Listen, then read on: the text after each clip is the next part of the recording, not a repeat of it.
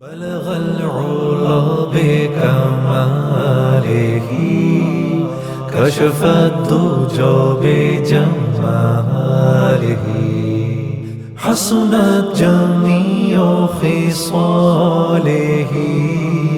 صلوا عليه وآله صلوا عليه بسم اللہ الرحمن الرحیم فقہ البیوع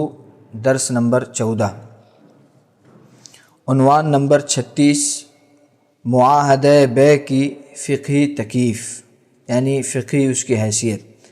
اس سے پہلے بھی بیع کے معاہدے کے متعلق کچھ گفتگو ہوئی تھی، اب یہاں وہ شرعی اعتبار سے کیا درجہ رکھتا ہے، اس کی کیا حیثیت بنتی ہے، اس کو بیان کر رہے ہیں۔ قانون بیع مال کے اس مادے کی فقہی تکیف کے سلسلے میں اس تفسیر کے مطابق جو ہم نے ذکر کی، دو احتمال ہیں۔ پہلا احتمال یہ ہے کہ ایک ایسی بیع ہے جو مستقبل کی جانب منسوب ہے، اس لیے کہ معاہدہ بیع مقررہ تاریخ کے وقت یا اس شرط کے پائے جانے کے وقت جس پر ملک مبیع کی منتقلی موقوف تھی خود بخود بیع میں تبدیل ہو جاتا ہے، کسی نئے ایجاب و قبول کی ضرورت نہیں ہوتی۔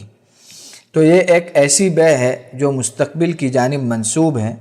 یا کسی شرط پر معلق بیع ہے، اور اس کتاب میں آگے یہ بات آئے گی کہ شریعت اسلامیہ میں بیع اضافت اور تعلیق کو قبول نہیں کرتی، لہٰذا یہ ایک بیع باطل ہے۔ اور اگر ہم یہ کہیں کہ بیع اگرچہ باطل واقع ہوئی ہے لیکن تسلیم و تسلم کے وقت وہ بطریق تعاطی تام ہو جائے گی، سو یہ بھی درست نہیں، اس لیے کہ ہم مبحث تعاطی میں یہ بات پہلے لکھ آئے ہیں کہ تعاطی کی بنیاد کسی بیع باطل یا فاسد پر ہو تو وہ بھی بغیر بیع باطل و فاسد کے چھوڑے جائز نہیں۔ اور دوسرا احتمال یہ ہے کہ بیع کا معاہدہ بیع مضاف یا بیع معلق نہ ہو، بلکہ یہ مستقبل میں جانبین کی جانب سے انجاز بیع اور بیع کو مکمل کرنے کا ایک وعدہ ہو۔ بالفاظ دیگر، جانبین کی جانب سے وعدے کی وجہ سے کسی ایک پر کوئی دین پیدا نہیں ہوا کرتا ہے، بلکہ یہ تو ایک باہمی التزام کا تبادلہ ہے۔ اس نے ثمن کو اپنے ذمے لے لیا، اس نے مبیع کی ذمہ داری لی، پھر تسلیم و تسلم کے وقت بیع تام ہو جائے گی، یا تو نئے سرے سے ایجاب و قبول کے ذریعے یا تعاطی کے ذریعے۔ کہنے کا خلاصہ یہ ہے کہ اس سے پہلے جو معاہدہ بیع کی جو شکل اور صورت بیان کی، اس حساب سے شرعی طور پر اس میں دو احتمال ہیں، گویا دو باتیں مانی جا سکتی ہیں۔ بیع کے معاہدے کو دو میں سے ایک مانا جا سکتا ہے، یا تو یہ ہے کہ ہم اس کو مستقبل کی جانب منسوب بیع مان لیں کہ بھائی آئندہ کی جانب بیع ہو رہی ہے لیکن یہ معاہدہ بیع نہیں ہے بلکہ بیع ہی ہے، یا بیع معلق مان لیں اگر وہ کسی شرط پر معلق ہے تو۔ اور اس کے ماننے کی وجہ یہ ہے کہ چونکہ معاہدہ بیع میں الگ سے جب مقررہ تاریخ آتی ہے اس وقت بیع کرنے کی ضرورت نہیں ہوتی، بیع خود بخود ہو جاتی ہے اس وقت اور ملکیت کی منتقلی ہو جاتی ہے، لہذا یہ احتمال اس کے اندر موجود ہے کہ یہ کون سی بیع ہو، بیع مضاف الی المستقبل آئندہ کی جانب منسوب بیع ہو یا بیع معلق ہو۔ اگر یہ مانیں گے تو یہ بیع شرعاً جائز نہیں، اس لیے کہ بیع حال ہونی چاہیے، یعنی فوری طور پر ہونی چاہیے، ابھی سودا کیا اور ابھی عقد ہوا اور ابھی منتقلی ہو جائے۔ سودا ابھی کر رہے ہیں اور ملکیت کی منتقلی کو ہم بعد میں طے کر رہے ہیں تو یہ درست نہیں ہوتا، یہ جائز نہیں ہے۔ اسی طرح شرط پر معلق کریں، عقد ابھی کر رہے ہیں اور ملکیت کی منتقلی شرط کے ساتھ رکھ رہے ہیں تو یہ دونوں باتیں درست نہیں ہیں، گویا بیع مستقبل اور بیع معلق دونوں درست نہیں ہیں۔ تو ایک احتمال تو یہ ہے کہ ہم معاہدہ بیع کو بیع مانیں۔ دوسرا احتمال یہ ہے کہ معاہدہ بیع کو صرف ایک وعدہ تسلیم کریں بیع کرنے کا، یعنی جو متعاقدین بیٹھ رہے ہیں اور ایگریمنٹ کر رہے ہیں اور معاہدہ کر رہے ہیں وہ گویا ابھی بیع نہیں کر رہے ہیں بلکہ ابھی صرف آئندہ زمانے کی بیع کے متعلق ایک طرف سے وعدہ کر رہے ہیں کہ مشتری یہ وعدہ کر رہا ہے کہ میں یہ چیز خریدوں گا اور بائع وعدہ کر رہا ہے کہ میں یہ چیز بیچوں گا۔ تو یہ ایک وعدے کی شکل ہے، بیع ابھی نہیں ہو رہی۔ بیع کب ہوگی؟ جب یہ تاریخ آئے گی اس تاریخ کے وقت چاہے وہ متعاقدین زبانی طور پر ایجاب قبول کر لیں یا پھر تعاطی کے ذریعے چیز دے دے اور اپنے قیمت جو ہے وہ لے لیں، تو تعاطی کے ذریعے بے کریں یا جو ہے ایجاب و قبول کے ذریعے کر لیں۔ ان دونوں احتمالوں میں سے ہر ایک کے کچھ مؤید نکات ہیں، یعنی دونوں کی تائید کرنے والی کچھ باتیں موجود ہیں، دونوں احتمال کی بے ماننے کی بھی کچھ باتیں ہیں، اور دوسرا جو احتمال بتایا وعدہ ماننے کی، دونوں کی تائید کرنے والی باتیں موجود ہیں۔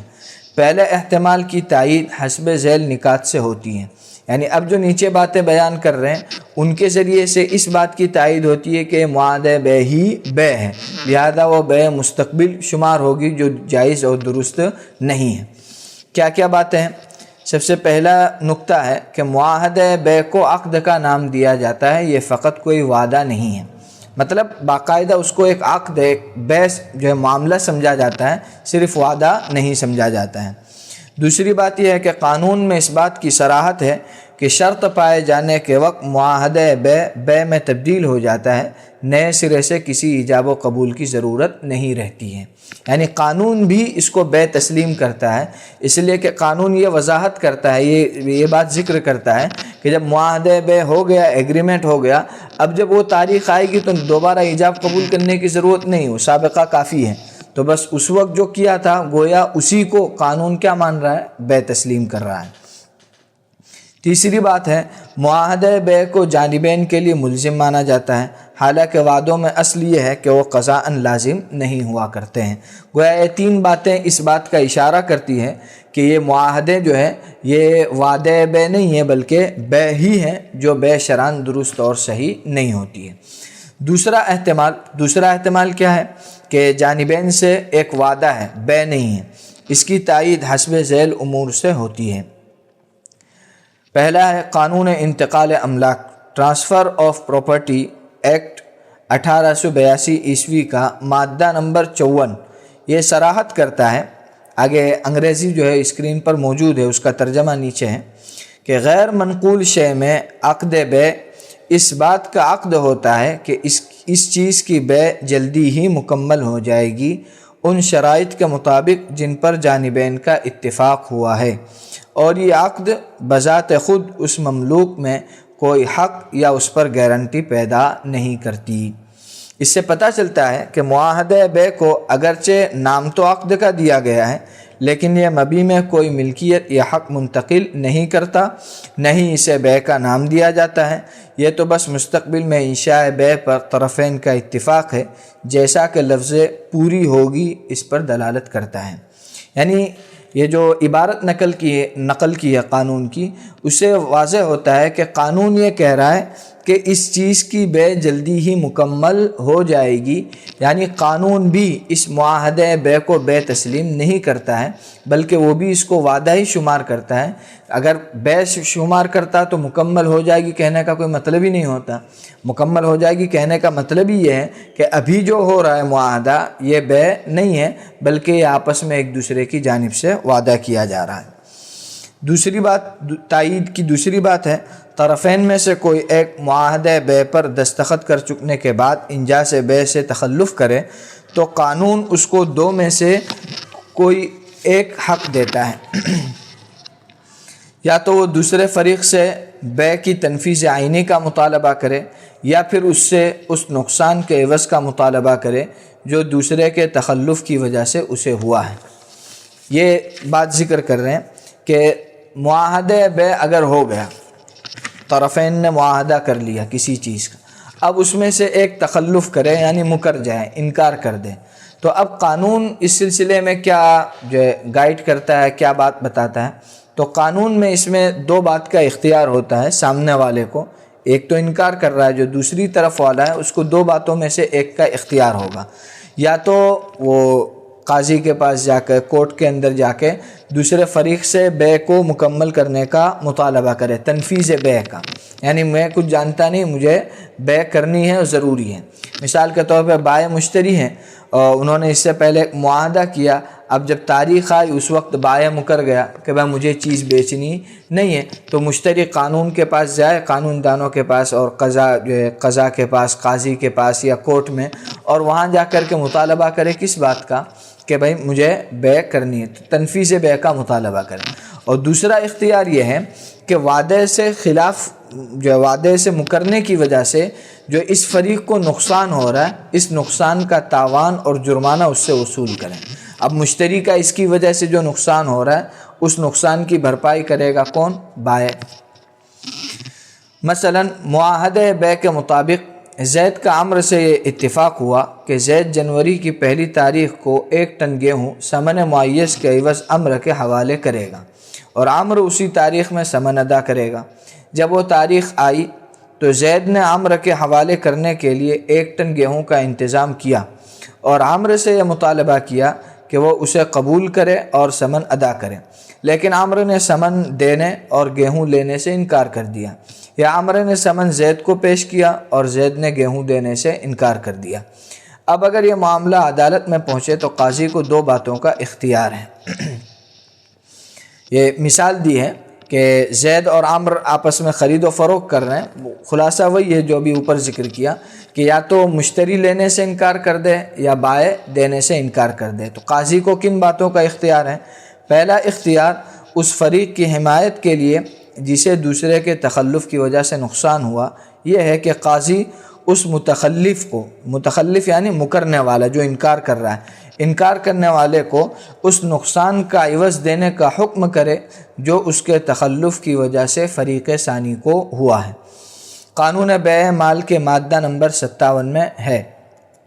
انگریزی اسکرین پر موجود ہیں، یعنی بائع ناحق سامان حوالے کرنے سے انکار کر دے یا قاصر رہ جائے تو مشتری کو یہ حق حاصل ہے کہ عدالت میں بائع سے عدم تسلیم کے عوض کی ادائیگی کا تقاضا کرے۔ گویا قاضی کو جو 2 باتوں کا اختیار ہوتا ہے، اس میں سے پہلی بات تو یہ ہے کہ جو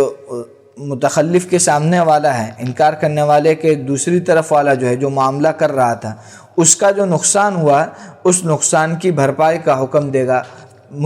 جو مکرنے والے کو، انکار کرنے والے کو۔ قوانین میں ضرر کا معاوضہ 2 قسموں کا ہے۔ اول کا نام ہے التعویض المقدر۔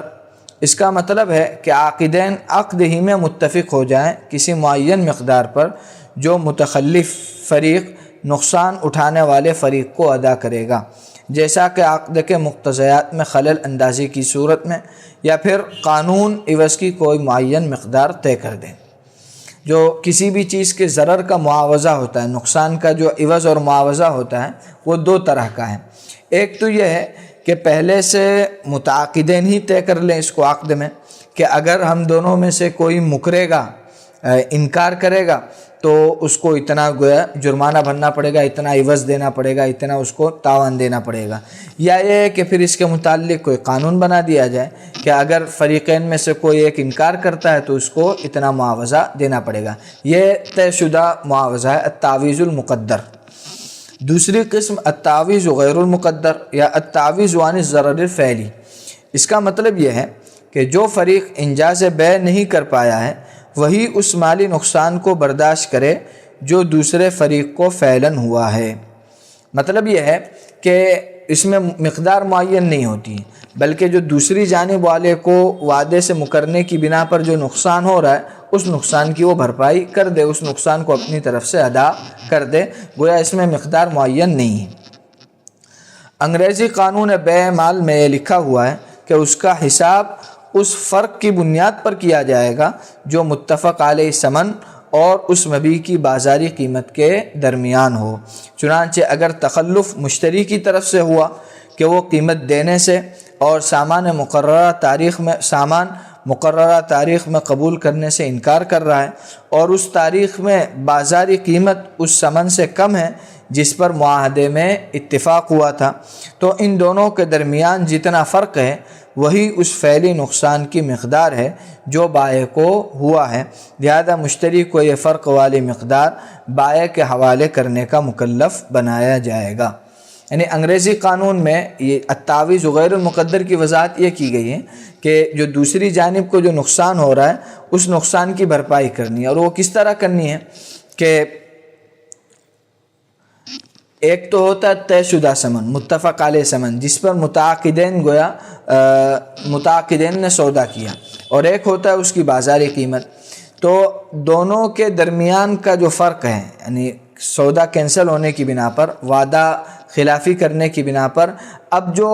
دونوں کے درمیان کا جو فرق ہے اور جو نقصان ہو رہا ہے، دونوں میں سے کسی بھی فریق کو نقصان ہو سکتا ہے، یا تو بائع کو یا مشتری کو، تو اب جو نقصان ہو رہا ہے اس نقصان کی وہ سامنے والے سے بھرپائی کرے گا۔ پہلی مثال دی ہے مشتری کی جانب سے تخلف۔ مثال کے طور پر متعاقدین نے ایک معاملہ کیا خرید و فروخت کا، بائع نے چیز بیچی، مشتری نے ابھی صرف معاہدہ ہوا، چیز لینا دینا نہیں ہوا۔ اچھا، جب اس کی تاریخ آئی، اس تاریخ کے وقت مشتری کیا ہو گیا، اس سے مکر گیا، لینے سے انکار کر دیا۔ اب اس کے متعلق کیا کہہ رہے ہیں کہ اب انہوں نے مثال کے طور پر ثمن طے کیا تھا 1000 روپے اس چیز کا، اب وہ چیز مارکیٹ میں موجودہ قیمت ہے اس کی 800 روپے، تو گویا یہاں پر بائع کا 200 روپے کا کیا ہو رہا ہے، نقصان ہو رہا ہے۔ وہ اگر طے شدہ ثمن پر بیچتا معاہدے کی بنا پر تو اس کو 1000 روپے ملتے، اور اب وہ مارکیٹ میں بیچے گا بازاری قیمت میں تو اس شکل کے اندر اس کو 800 روپے میں بیچنا پڑے گا۔ تو یہ جو 200 روپے کا نقصان ہے وہ مشتری ادا کرے گا اور اس کی بھرپائی کرے گا۔ لہذا مشتری کو یہ فرق والی مقدار بائع کے حوالے کرنے کا مکلف بنایا جائے گا۔ اور اگر متخلف بائع ہے کہ وہ مقررہ تاریخ میں مبیع حوالے کرنے سے انکار کر رہا ہے اور مبیع کی بازاری قیمت اس تاریخ میں اس ثمن سے زیادہ ہے جس پر اتفاق ہوا تھا، تو ان دونوں کے درمیان جو فرق ہے وہی فعلی نقصان ہے جو مشتری کو ہوا ہے، لہذا بائع کو یہ فرق والی مقدار مشتری کو دینے کا مکلف بنایا جائے گا۔ یہ دوسری شکل ہے کہ بائع تخلف کرے۔ بائع مشتری نے معاہدہ کیا اور جب تاریخ آئی اس وقت بائع نے سودا کرنے سے انکار کر دیا کہ مجھے نہیں بیچنا ہے، اور اب جو چیز کا سودا ہو رہا تھا مارکیٹ میں اس کی قیمت زیادہ ہے، جیسے مثال کے طور پہ 1000 روپے طے ہوا تھا، سودا 1000 روپے میں ہوا تھا، اور اب مارکیٹ میں اس کی قیمت 1200 روپے ہو گئی ہے، تو اب مشتری کا گویا یہاں پر 200 روپے کا نقصان ہو رہا ہے۔ بائع سے لیتا تو چونکہ 1000 روپے طے تھا لہذا اس کو وہ چیز 1000 روپے میں مل جاتی، اور اب اگر وہ بازار میں کسی کے پاس سے لے گا تو اس کو کتنے میں لینی پڑے گی، 1200 روپے میں، تو 200 روپیہ اس کا کیا ہو گیا، نقصان ہوا جو بائع ادا کرے گا۔ دوسرا خیار اس فریق کی حمایت کے لیے جسے دوسرے فریق کے تخلف کی وجہ سے نقصان ہوا یہ ہے کہ قاضی اسے بے مکمل کرنے اور ثمن کی ادائیگی کا حکم دے۔ پہلا اختیار جو بتایا تھا کہ قاضی کو 2 صورتوں میں سے ایک کا اختیار ہے، اس میں سے ایک تو کیا ہے کہ دونوں کا جو فرق ہے، جو نقصان ہے، اس نقصان کی بھرپائی کر دیں، اور اس کی تفصیل آ گئی کہ کس طرح بھرپائی ہوگی۔ اگر مشتری تخلف کرے گا اور چیز کی قیمت کم ہو رہی ہے تو مشتری جتنی قیمت کم ہوئی اتنی بائع کو ادا کرے گا، اور اگر بائع انکار کر رہا ہے اور چیز کی قیمت بڑھ گئی ہے تو اب مشتری کا جتنا نقصان ہو رہا ہے زیادہ میں خریدنے میں اتنا بائع ادا کرے گا۔ دوسرا اختیار یہ بیان کر رہے ہیں کہ قاضی بے مکمل کرنے پر اور ثمن کی ادائیگی پر مجبور کرے گا، یعنی تنفیذ بے پر اس کو مجبور کرے گا کہ نہیں، یعنی جبراً بائع یا مشتری جو بھی انکار کر رہا ہے متخلف ہے اس کو مجبور کرے گا کہ آپ کو بے کرنی ہی ہوگی۔ اگر متخلف مشتری ہو تو قاضی اسے بے مکمل کرنے اور ثمن کی ادائیگی کا حکم دے گا۔ اگر متخلف مشتری ہو اور مبیع کے سپرد کرنے کا حکم دے گا اگر وہ بائع ہو، اسی کو تنفیذ عینی یعنی اسپیسیفک پرفارمنس کہا جاتا ہے۔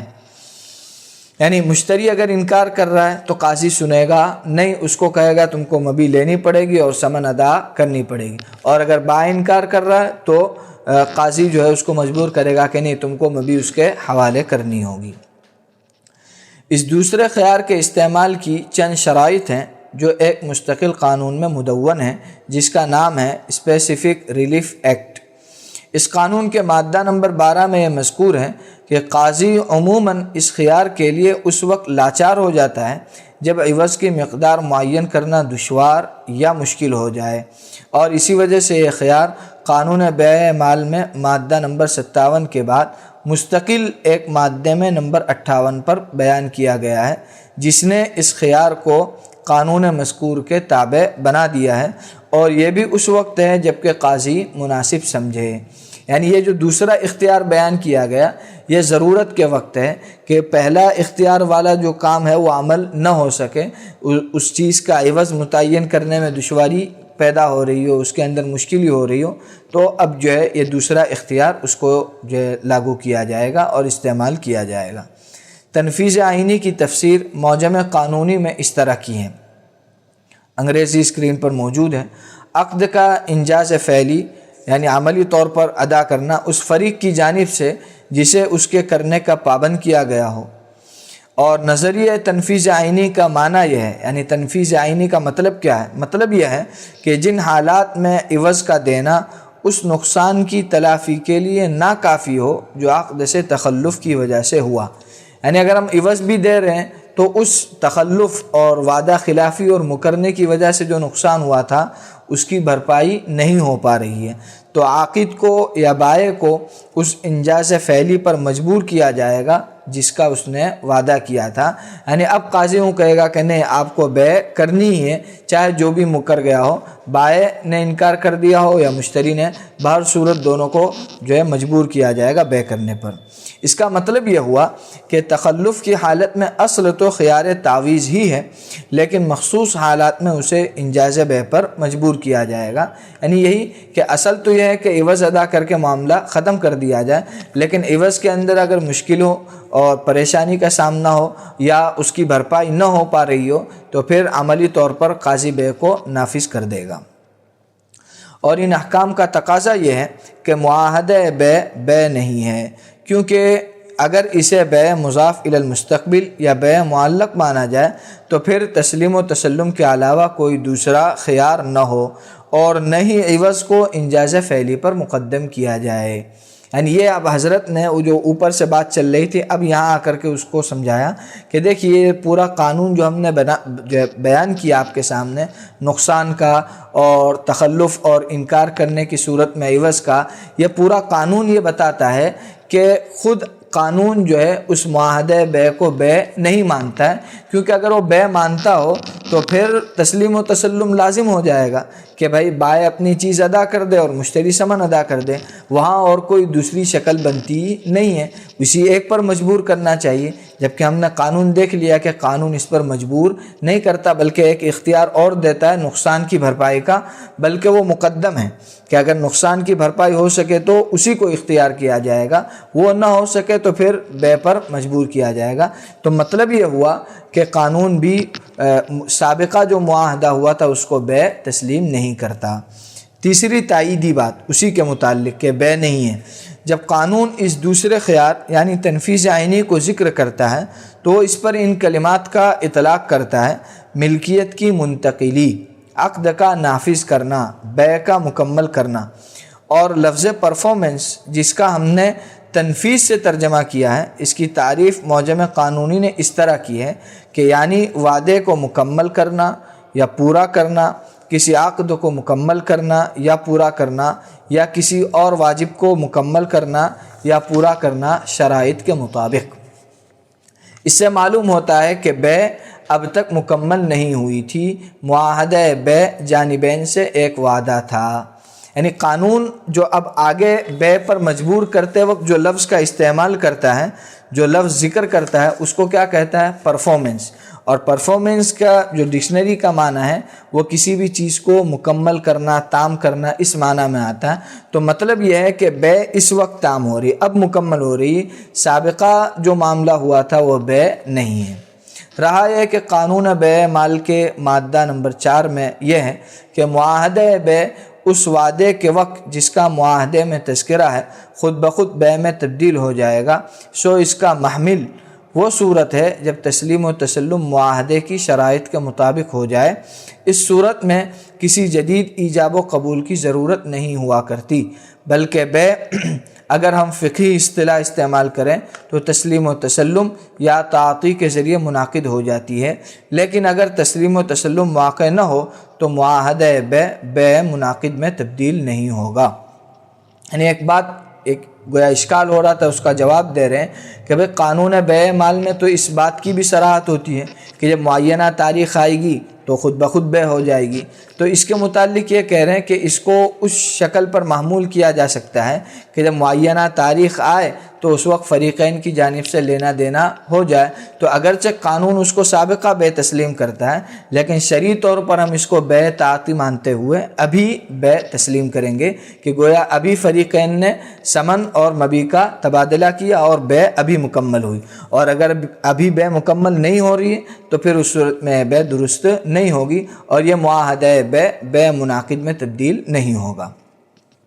اسی بنیاد پر ظاہر یہ ہوتا ہے کہ معاہدہ بے کی حیثیت اس سے زیادہ نہیں کہ وہ جانبین کی طرف سے مستقبل میں انشاء بے کا ایک باہمی وعدہ ہے، اور اس معاہدے پر لفظ عقد کا اطلاق کا یہ مطلب نہیں کہ یہ بے ناجیز ہے، اس لیے کہ اس کا مطلب صرف یہ ہے کہ ایک باہمی وعدہ ہے جو طرفین پر لازم کرنے والا ہے۔ مطلب واضح ہے کہ اب تک کی جو ساری بات بیان کی اس سے یہ بات سامنے آ گئی کہ معاہدہ بے صرف ایک وعدہ ہے، انشاء بے نہیں، بے کو شروع کرنا نہیں ہے، عقد بے نہیں ہے، بلکہ اس سے پہلے کا صرف وعدہ ہے، اور عقد کا لفظ اس لیے آتا ہے کہ گویا یہ طرفین پر لازم ہوتا ہے، گویا پکا ہونے کے معنی کے لیے عقد کا لفظ یہاں اختیار کیا جاتا ہے اور استعمال کیا جاتا ہے۔ یہاں پر کوئی یہ کہہ سکتا ہے کہ جب معاہدہ طرفین کے لیے ملزم ہے اس طور پر کہ منکر کو عدالت کے واسطے سے یا عوض برداشت کرنے کے راستے سے تنفیذ بے پر مجبور کیا جاتا ہے تو یہ تو عقد معلق کی طرح ہو گیا، تو اس کا جواب یہ ہے کہ ایسی بات نہیں ہے، اس لیے کہ اگر یہ عقد معلق ہوتا تو عقد اس شرط کے پائے جانے کے وقت تام ہو جاتا جس پر عقد کو معلق کیا گیا، اور اس کے ذریعے مبیع کی ملک شرط کے پائے جانے کے بعد فوراً مشتری کی جانب منتقل ہو جاتی، حالانکہ قانون وضعی کا حکم یہ ہے کہ بائع تنفیذ عقد کا وعدہ پورا نہ کرے تو اس صورت میں تعویض ہے اور بائع کو تسلیم مبیع کے علاوہ کوئی خیار ہی نہ رہتا۔ مطلب یہ ہے کہ کوئی آدمی یوں کہے کہ بھئی اس میں وعدے کو تو آپ نے لازم کر دیا، اور اس طرح کا لازم ہے کہ جو آدمی منکر ہے، جو فریقین میں سے انکار کر رہا ہے، تو اب قانون کے راستے سے اس پر بے پر مجبور کر کے یا اس سے عوض لے کر گویا ہم اس کو بے کی تنفیذ پر ہی مجبور کر رہے ہیں بے مکمل کرنے پر، تو گویا یہ تو بے معلق کی طرح ہو گیا جس میں بے لازم ہوتی ہے۔ تو اس کا جواب یہ ہے کہ یہ بے معلق نہیں ہے، کیونکہ بے معلق کے اندر وہی فرق مابیل الفرق یہی بات ہے کہ بے معلق میں شرط پائے جانے کے بعد خود بخود بے ہو جاتی ہے، جس چیز پر بے کو معلق کیا وہ بات پوری ہو گئی تو بے خود بخود ہو گئی، الگ سے ایجاب و قبول کی ضرورت نہیں ہوتی، جبکہ معاہدہ بے یہ تام ہونے کے بعد یا اس کی تاریخ آنے کے بعد خود بخود بے نہیں ہوتی بلکہ الگ سے ایجاب و قبول کی ضرورت ہوتی ہے۔ اور اگر ہم قانون اس کو بے تسلیم کرتا تو پھر مکرنے کے وقت اور انکار کے وقت تو عوض کی بات نہیں کرتا، وہ یہ کہتا کہ بھئی تسلیم و تسلم ضروری ہے، حالانکہ پہلے گزرا کہ قانون جو ہے عوض اور جرمانہ اور اس کا تاوان جو نقصان ہوا ہے سامنے والے کا اس کی بھرپائی کرنے کا راستہ بیان کرتا ہے۔ ہند و پاک میں نافذ قانون بے اعمال جس کی بنیاد عام انگریزی قانون پر ہے، 2 مادے گفتگو کرتے ہیں بے معلق کے متعلق ایک خاص طریقے سے۔ اول مادہ نمبر 2 اور 4، عقد بے پختہ اور منجز بھی ہو سکتی ہے اور کسی شرط پر معلق بھی ہو سکتی ہے۔ پھر دوسرا بھی انگریزی میں ہے، دونوں انگریزی اسکرین پر موجود ہیں۔ ممکن ہے کہ عقد ایسے کسی سامان کے بے کی ہو جس کا حصول بائع کے لیے کسی ایسی شرط موہوم پر موقوف ہو جس کے پائے جانے اور نہ پائے جانے دونوں کا احتمال ہو۔ یہ تو بھی دونوں قانون کی جو ہے عبارت نقل کی، آگے تشریح خود فرما رہے ہیں۔ اس قانون کی تشریح کرنے والوں نے اس بات کی صراحت کی ہے کہ یہ مادہ اجازت دیتا ہے ایسے عقد کی جس میں جانبین اس بات پر متفق ہو جائیں کہ مشتری ہر حال میں ثمن بائع کو دے گا، چاہے شرط پائی جائے یا نہ پائی جائے، اور اس کی علت بیان کرتے ہوئے عدالتی قراردادوں میں اس مادے کے تحت یہ عبارت موجود ہے۔ یعنی گویا وہ جو قانون کی عبارت اوپر بتائی گئی اس کا خلاصہ یہ ہے کہ اگر متعاقدین یہ طے کر لے کہ ثمن بہر صورت مشتری کے ذمے لازم ہوگی، چاہے شرط پائی جائے یا نہ پائی جائے، تو قانون کے روح سے اس کی اجازت ہے۔ آگے شرعی حکم آگے بیان کر رہے ہیں۔ پھر آگے انگریزی جملے ہیں وہ اسکرین پر ہیں، لیکن آخری موقف راجح ہے اس عبارت کی طرف دیکھتے ہوئے جس کی صراحت مادہ نمبر 2.4 اور 2.6 میں ہے، اور یہ ممکن ہے کہ مشتری کو بہرحال دفع ثمن کا مکلف بنایا جائے، اس لیے کہ ایسا ہو سکتا ہے کہ کوئی شخص سامان حاصل کرنے کے چکر میں موقع کو ہی خرید لے۔ یہ بھی ہو سکتا ہے کہ کوئی شخص اس حد تک احمق ہو وہ صرف موقع کو خرید لے۔ ایسی صورت میں اس پر ضروری ہونا چاہیے کہ اپنی لاپرواہی کے نتائج کو برداشت کرتے ہوئے وہ اپنے عہد کو پورا کریں۔ یہ جو کچھ ہم نے ذکر کیا اس سے واضح ہو جاتا ہے کہ اس قانون کے مطابق معاہدہ بیع اگرچہ عام حالات میں بیع معلق نہیں ہوتا، لیکن یہ ممکن ہے کہ وہ ایسا عقد ہو جو کسی شرط پر معلق ہو۔ اگر مشتری پر یہ شرط لگائی جائے کہ وہ ہر حال میں ثمن ادا کرے گا ہی، اور اس حالت میں ممکن ہے کہ محض شرط پائے جانے کے ساتھ مبیع کی ملکیت مشتری کی جانب منتقل ہو جائے۔ اسی طرح یہ بھی ممکن ہے کہ مشتری کو محض عقد ہی کی وجہ سے ثمن لازم ہو جائے، اگرچہ وہ مبیع اپنے قبضے میں نہ لے، اس شرط کے مفقود ہونے کی صورت میں جس پر بیع کو معلق کیا گیا ہے۔ خلاصہ یہ ہے کہ قانون کی روح سے اس بات کی گنجائش ہے کہ اگر شرط نہ پائی جائے تب بھی مشتری پر گویا ثمن لازم قرار دے دی جائے۔ اس کے متعلق یہاں پر بیان کیا کہ یہ ساری چیزیں پھر وہ بیع معلق کے اندر جائے گی اور بیع معلق کے حکم میں آئے گی، اور اس سے پہلے حکم گزر چکا کہ بیع معلق شرعاً درست نہیں ہے۔ اسی طرح یہ بھی ممکن ہے کہ معاہدہ بیع مستقبل میں انشاء بیع کا وعدہ ہو، جیسا کہ ہم نے ذکر کیا، اور وعدے کی بحث میں جو حکم شرعی ہم ذکر کر آئے اس کی روشنی میں بیع کا جو معاہدہ قانون کے اعتبار سے کیا گیا اس میں چند پہلوؤں سے اشکال ہے۔ یعنی جو معاہدے کی جو حیثیت ہے اس کو ہم نے وعدہ مانا ہے، تو اب وعدہ مانتے ہوئے قانون کے اندر جو باتیں موجود ہیں اس کے اوپر جو ہے اس کی وجہ سے کچھ اشکالات ہوتے ہیں۔ اول، قانون کے اعتبار سے یہ ممکن ہے کہ بیع کسی شرط پر معلق ہو، اور اس حالت میں اس قانون کے مطابق جس کی تفصیل ہم نے بیان کی، یہ ممکن ہے کہ مبیع کی ملکیت محض وجود شرط ہی سے مشتری کی جانب منتقل ہو جائے۔ اسی طرح یہ بھی ممکن ہے کہ مجرد عقد ہی سے مشتری کے اوپر ثمن لازم کر دیا جائے، چاہے اس نے مبیع پر قبضہ نہ کیا ہو اس شرط کے مفقود ہونے کے وقت جس پر بیع کو معلق کیا گیا تھا، اور یہ بات شرعاً منع ہے، اس لیے کہ دونوں حالتوں میں عقد معلق ہے اور بیع کو کسی شرط پر معلق رکھنا جائز نہیں، درست نہیں۔ یعنی خلاصہ یہی ہے کہ قانون کے اعتبار سے تو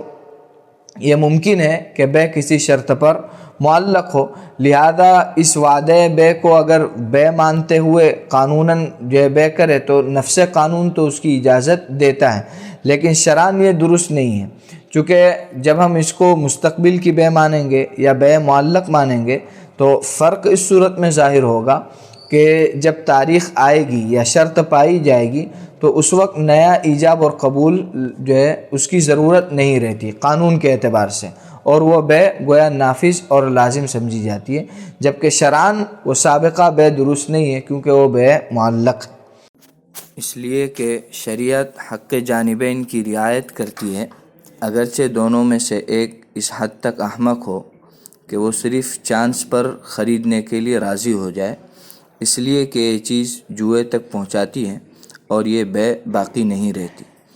مطلب یہ ہے کہ دونوں میں سے ایک صرف اس چانس پر چیز خریدنا چاہے کہ ایک مدت کے بعد، جیسے مثال کے طور پر 3 مہینے 4 مہینے کے بعد اگر مبیع حاصل ہوگی، بائع کے پاس آئے گی تو مجھے ملے گی، ورنہ میرے پیسے گئے۔ جیسے لاٹری کے اندر ہوتا ہے کہ آدمی پیسے دے کر وہ چیز کھولنے کے لیے اس کو خریدتا ہے کہ بھائی اگر ہو سکتا ہے کہ اس میں مجھے کوئی اچھی چیز مل جائے، تو یہ گویا در حقیقت بیع نہیں ہے بلکہ ایک طرح کا جوا ہے لاٹری کی طرح، اس لیے یہ درست نہیں۔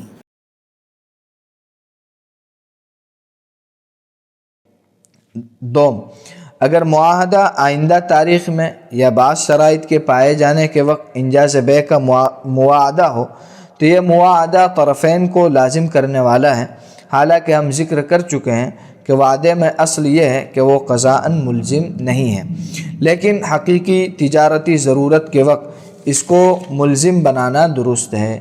اگر ان حالات میں جس کا تذکرہ ہم نے وعدے کی بحث میں کیا ہے اس کی ضرورت پیش آئے تو یہ جائز اور درست ہوگا۔ مطلب یہ ہے کہ قانوناً تو یہ لازم ہے، شرعاً وعدہ لازم نہیں ہوتا ہے، اور اس کے متعلق اس سے پہلے تفصیل آ گئی کہ اگر واقعی بے ہو رہی ہے، حقیقی بے ہو رہی ہے اور اس کے متعلق ضرورت پائی جا رہی ہے کہ وعدے کو لازم کر دیا جائے تو پھر ہم اس قول کو اختیار کرتے ہوئے وعدے کو لازم کر سکتے ہیں۔ قانون کے مطابق اس تاریخ مقررہ میں یا جس شرط پر معاہدے میں اتفاق ہوا ہے اس کے پائے جانے کے وقت بے خود بخود منعقد ہو جاتی ہے اور نئے سرے سے ایجاب و قبول کی ضرورت نہیں رہتی، حالانکہ شرعاً یہ درست نہیں، بلکہ یہ ضروری ہے کہ نئے سرے سے ایجاب و قبول ہو یا تعاطی ہو جو ایجاب و قبول کے قائم مقام ہے۔ ابھی اس سے پہلے بات آئی کہ قانون کے مطابق جب آپ نے بے مستقبل کر لی آئندہ کے لیے یا بے معلق کر لی تو اس صورت میں نئے سرے سے اس تاریخ پر بے کرنے کی ضرورت نہیں ہوتی۔ شریعت کے مطابق یہ معاملہ درست نہیں ہے، شرعی اعتبار سے وہ تاریخ آنے پر یا وہ شرط کے پائے جانے پر بے کرنی ہوگی، سابقہ بے شمار نہیں ہوگی، اس کی حیثیت زیادہ سے زیادہ ایک وعدے کی ہوگی۔ اصل بے تاریخ آنے پر اور موقع آنے پر جو ہے ایجاب و قبول کے ذریعے ہوگا۔ ہاں یہ الگ بات ہے کہ اگر ایجاب و قبول زبانی نہ کریں تعاطی کر لیں تو وہ بھی درست ہے۔ اگر فریقین میں کوئی ایک اس معاہدے سے تخلف کر جائے جس کا اس نے اپنے آپ کو پابند بنایا تھا تو اس صورت میں قانون اس تخلف کرنے والے پر یعنی مکرنے والے پر عوض دینا فرض کرتا ہے کہ وہ نقصان اٹھانے والے فریق کو عوض دے اور اس کی بھرپائی کرے۔ اب اگر یہ تعویض مقدر ہو اس معنی کر کہ جانبین معاہدے پر دستخط کے وقت اس کی رقم پر متفق ہو چکے تھے تو یہ شرعاً درست نہیں ہے، اس لیے کہ معاہدے کے وقت اس نقصان کی مقدار معلوم نہیں ہو سکتی جو تخلف کے سبب سے دوسرے فریق کو پہنچے گا۔ اور اگر وہ تعویض ضرر فعلی کا ہو تو قانون جو چیز فرض کرتا ہے وہ فرق ہے جو معاہدے میں متفق علیہ ثمن اور جمیع احوال میں بازاری بھاؤ کے درمیان ہے، چاہے فریق ثانی کو نقصان اسی مقدار میں ہوا ہو یا نہ ہوا ہو۔ خلاصہ یہ ہے کہ کسی ایک فریق کے معاہدے سے مکرنے پر جو قانون ہم نے پہلے ذکر کیا وہ یہ بتاتا ہے کہ جو دوسرا فریق ہے اس کو عوض لینے کا حق ہے۔ پھر عوض کے متعلق کچھ باتیں اس سے پہلے آئی تھی کہ ایک تو ہوتا ہے تعویض مقدر، عوض طے کر دیا جائے، جیسے قانون طے کرے یا فریقین ہی معاہدے کے وقت طے کر دیں کہ بھائی اگر فریقین میں سے کوئی بھی ایک جو ہے انکار کرے گا اور وعدے سے تخلف کرے گا تو اس کو اتنا جرمانہ یا اتنا عوض دینا پڑے گا، تو یہ تو درست نہیں ہے، کیونکہ فریق جو وعدے سے مکر رہا ہے اس کے سامنے والے فریق کو کتنا نقصان ہو رہا ہے وہ متعین نہیں، اس کی مقدار واضح نہیں، بیان نہیں ہے، لہذا قبل از وقت اس کو طے کرنا یہ درست نہیں ہو، لہذا یہ درست شمار نہیں ہوگا۔ اور دوسری شکل ہے کہ یا تو اب وہ تعویض ضرر فعلی کا ہو جس کی تشریح پہلے آ چکی ہے، یعنی حقیقت میں اس کو جتنا نقصان ہوا ہے اس نقصان کی بھرپائی کرنا، تو اس میں بھی قانون میں تھوڑا سا فرق ہے۔ وہ یہ ہے کہ قانون صرف یہ دیکھتا ہے کہ متعاقدین نے کیا طے کیا تھا اور اس کا بازاری ریٹ کیا ہے، بس دونوں کے درمیان جو نقصان ہے اس کی بھرپائی ہو جائے، چاہے اب اس جو سامنے والا فریق ہے اس کو حقیقت میں اتنا نقصان ہوا ہے یا نہیں ہوا ہے، اس سے کوئی لینا دینا نہیں۔ مثال کے طور پہ متعاقدین نے 1000 روپے طے کیے تھے، اب جو ہے بائیں مکر گیا چیز دینے سے، اب وہ چیز مارکیٹ میں 1200 روپے کی مل رہی ہے، تو اب قانون صرف یہ دیکھے گا کہ اس کو 200 روپے کا نقصان ہو رہا ہے، بائیں 200 روپے کی بھرپائی کر دے، لیکن شریعت کے اندر ایسا نہیں، اس کی تفصیل آگے آ رہی ہے۔ چنانچہ اگر معاہدے میں زید نے ذمہ داری لی تھی عمرو کو $1000 کے عوض 1 ٹن گیہوں بیچنے کی،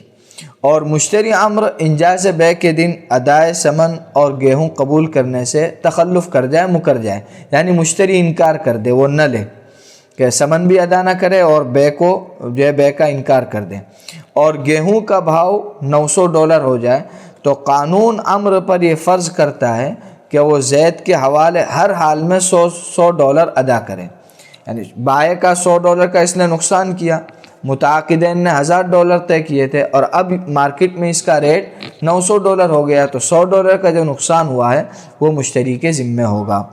کہ ضرر فعلی کی مقدار ہے، صرف یہ فرض کرتے ہوئے کہ اسے بازار میں $900 میں بیچے گا اور اسے $100 کا نقصان ہوگا۔ یعنی صرف دیکھ لیا متعاقدین نے یہ طے کیا تھا اور مارکیٹ میں یہ ریٹ ہے، لہذا بس یہ فرق ہے، اس کے جو ہے اس کا جرمانہ ادا کرنا پڑے گا۔ لیکن ممکن ہے کہ زید کو فعلاً یہ نقصان نہ ہوا ہو، اس طور پر کہ اس نے 800 میں خریدا ہو اور بازار میں 900 میں بیچا ہو، اس صورت میں تو اس کو $100 کا نفع ہو گیا،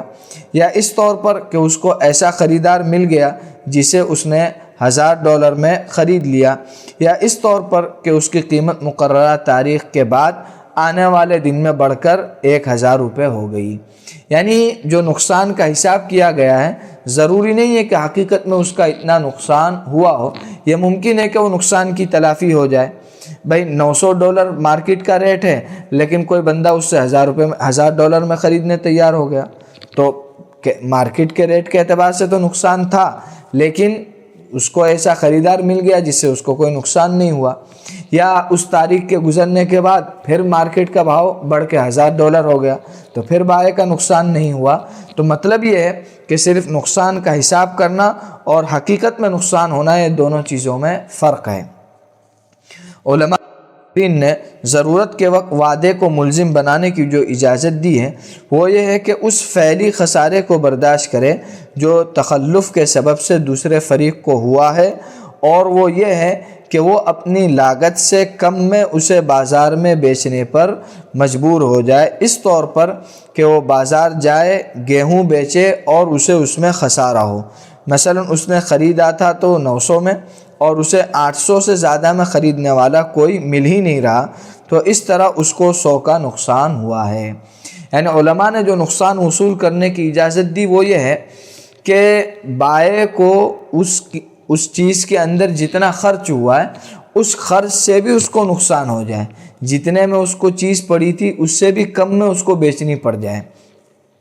جیسے چیز خریدی تھی اس نے $900 کی اور مشتری سے معاہدہ کیا تھا $1000 کا، اور اب مارکیٹ میں اس کا ریٹ $800 ہو گیا، تو اب یہاں گویا بائع کا $100 کا اپنے $100 کا جیب کا نقصان جا رہا ہے ذاتی، کہ اس کو چیز پڑی تھی $900 میں اور اب اس کو بیچنا پڑ رہا ہے $800 میں۔ تو شریعت اور علماء معاصرین نے جو بات کی ہے وہ یہ نقصان ہے، حقیقی نقصان، کہ بیچنے والے کو اپنے جو قیمت میں اس کو پڑا تھا اس سے بھی کم میں اس کو بیچنا پڑ جائے، یہ ہے حقیقی نقصان۔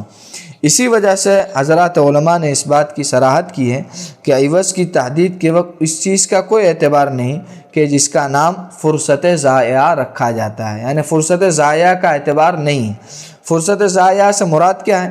کہ مراد یہ ہے کہ متخلف نے نفع حاصل کرنے کا موقع فوت کرا دیا، لہذا اس پر یہ واجب ہو کہ وعدہ پورا کرنے کی صورت میں اس کو جس نفع کی امید تھی وہ اسے دے۔ مطلب یہ ہے کہ بائع کو مشتری سے سودا کرتے وقت اپنے نفع کی جو امید تھی کہ میں مجھے یہ چیز اتنے کی ملی اور میں مشتری کو بیچ کے اتنا نفع کماؤں گا، تو مشتری اس جو نفع فوت ہوا اس کا عوض ادا نہیں کرے گا، چونکہ وہ تو زائد ہے۔ مشتری صرف اس نقصان کی بھرپائی کرے گا جو بائع کو اس کی اصل قیمت سے کم میں ہونے کی بنا پر ہوا ہو۔ اب اگر بائع کو جتنے میں پڑا تھا اس سے زیادہ میں وہ بیچ رہا تو ویسے ہی نفع حاصل کر رہا ہے، تو شرعاً مشتری پر کسی طرح کا کوئی عوض لازم نہیں ہوگا۔ اور فرصت ضائعہ کے اعتبار نہ کرنے کا مطلب یہ ہے کہ یہ درست نہیں ہے کہ اگر بازار میں اپنا سامان بیچنے سے فعلاً اسے اپنی لاگت حاصل ہو جائے تو متخلف سے عوض کا مطالبہ کیا جائے، یعنی اب اس مطالبے کا حق اس کو حاصل نہیں۔ مثال کے طور پر بائع نے وہ چیز $800 میں خریدی، بازار میں اس کو 850 روپے مل گئے، لیکن اب وہ مشتری سے کہے کہ میری تو تجھ سے 1000 روپے کی بات ہوئی تھی، تو میرا 150 روپے کا نقصان ہو رہا ہے، تو وہ ادا کر، تو یہ لینا بائع کے لیے درست نہیں ہے کہ یہ نفع کا نقصان ہے، اس کا اعتبار نہیں ہے۔ ہاں اگر اس کو 800 کی چیز اس سے بھی کم میں 750 روپے میں 700 روپے میں یا 500 روپے میں بیچنی پڑ جاتی تو اب وہ اس کا جرمانہ مشتری سے لے سکتا۔ اب اگر سرکاری قانون کے مطابق معاہدہ بے کو استعمال کیا جائے تو حسب ذیل امور کی رعایت ضروری ہے، یعنی ہم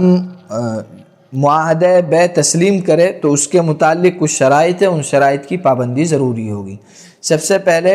تو یہ درست ہے کہ معاہدہ بے بن جائے اس طرح کہ ملکیت فوراً منتقل ہو جائے۔ یہ درست ہے کہ معاہدہ مستقبل میں انجاز بے کا باہمی وعدہ ہو، یعنی دو باتیں ہیں۔ ایک تو یہ ہے کہ معاہدے کو اگر ہم بے تسلیم کر رہے ہیں تو بے تسلیم کرنے میں ملکیت فوراً منتقل ہو جانی چاہیے، اگر ملکیت فوراً منتقل ہو رہی ہے تو کوئی حرج نہیں، اس کو بے تسلیم کر لیا جائے۔ دوسری شکل یہ ہے کہ معاہدے کو مستقبل میں انجاز بے کا وعدہ تسلیم کریں، یعنی ابھی ملکیت منتقل نہ ہو، آئندہ منتقل ہو، اور ابھی صرف اس کا وعدہ کیا جا رہا ہے۔ تیسرا، باہمی وعدہ ہونے کی صورت میں یہ ضروری ہوگا کہ مستقبل میں نئے سرے سے ایجاب و قبول کے ذریعے یا تعاطی کے ذریعے، جو کہ ایجاب و قبول کے قائم مقام ہے، بے منعقد کی جائے۔ معاہدے میں جو تاریخ مقرر کی گئی ہے اس میں خود بخود بے منعقد نہیں ہوگی، یعنی تیسری یہ بات کی رعایت کرنی ہوگی اور اس کا دھیان رکھنا ہوگا کہ جب ہم اس کو معاہدہ تسلیم کر رہے ہیں، بے تسلیم نہیں کر رہے ہیں، تو پھر نئے سرے سے بے کرنی ہوگی آئندہ زمانے میں، چاہے اب وہ ایجاب و قبول کر کے کریں یا تعاطی کے ذریعے کریں۔ اور چوتھی بات یہ ہے کہ یہ درست نہیں ہے کہ وعدے کی خلاف ورزی کرنے والے کو کسی عوض کا مکلف بنایا جائے سوائے اس فعلی اور حقیقی نقصان کے بقدر جو فریق ثانی کو ہوا، یعنی جس کی تشریح ابھی گزر چکی کہ اگر وعدے سے مکرنے کی بنا پر فریق ثانی کو اس کی اصل قیمت سے بھی کم میں نقصان ہو رہا ہے تو پھر اس صورت میں اس نقصان کی وہ بھرپائی کرے گا۔ اس نقصان کے علاوہ اس کا جو نفع فوت ہوا ہے یا نفع میں جو کمی ہوئی ہے اس کا عوض اور نقصان کی بھرپائی یہ فریق جو وعدے سے مکرنے والا ہے وہ نہیں کرے گا۔ واللہ سبحانہ و تعالی اعلم۔